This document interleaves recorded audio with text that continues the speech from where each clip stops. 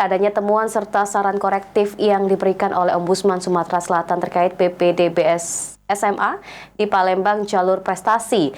Pengamat pendidikan Lukman Haris meminta PJ Gubernur Sumatera Selatan untuk segera mengambil tindakan atas hal tersebut.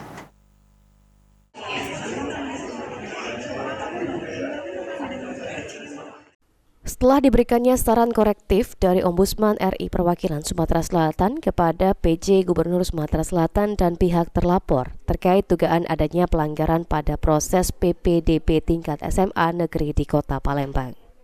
Pengamat pendidikan Lukman Haris meminta agar PJ Gubernur Sumatera Selatan untuk segera mengambil tindakan atau menindaklanjuti, namun harus terlebih dahulu dianalisis. Setelah itu, PJ Gubernur memberikan keputusan sesuai dengan hasil analisis yang menjadi kewenangannya.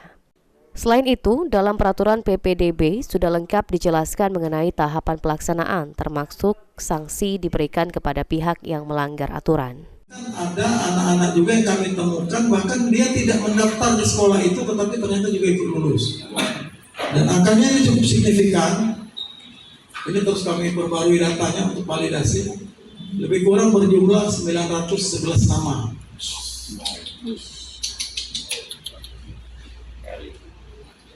Oleh karena itu kami berbicara bukan masalah data yang sedikit, tapi memang dari awal kami sudah menangkap bahwa ini nampaknya cukup besar datanya.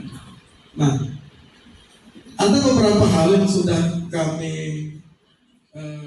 Haris berharap semua pihak penyelenggara PPDB agar dapat melaksanakan proses PPDB sesuai dengan peraturan yang telah ditetapkan. Ilham Wahyudi, PAL TV.